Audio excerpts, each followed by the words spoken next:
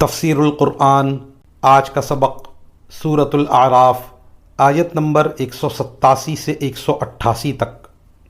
اعوذ باللہ من الشیطان الرجیم، بسم اللہ الرحمن الرحیم۔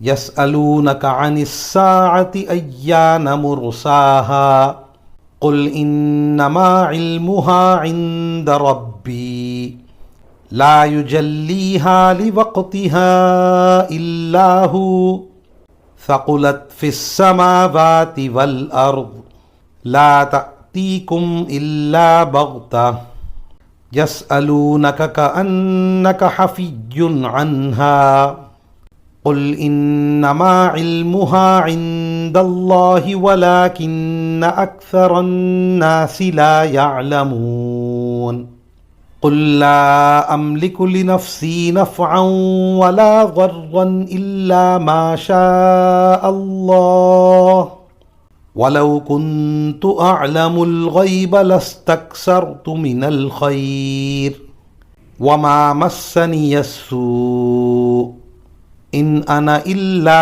نذير وبشير لقوم يؤمنون۔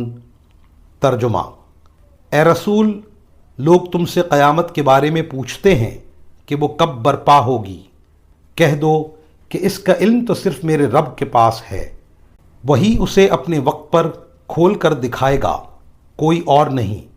وہ آسمانوں اور زمین میں بڑی بھاری چیز ہے، جب آئے گی تو تمہارے پاس اچانک آ جائے گی۔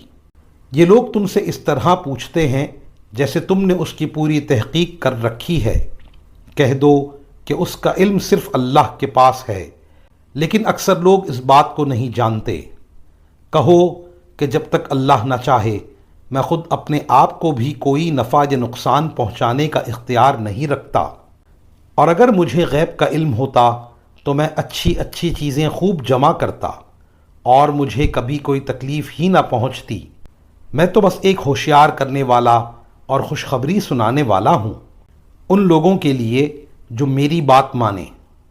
ان آیات کی تفسیر میں مفسرین کرام لکھتے ہیں، آپ صلی اللہ علیہ وسلم نے فرمایا، اگر مجھے غیب کی ساری باتیں معلوم ہو جایا کرتی تو میں دنیا کے سارے فائدے اکٹھے کر لیتا اور مجھے کبھی کوئی تکلیف نہ پہنچتی، کیونکہ ہر کام کا انجام مجھے پہلے سے معلوم ہو جاتا۔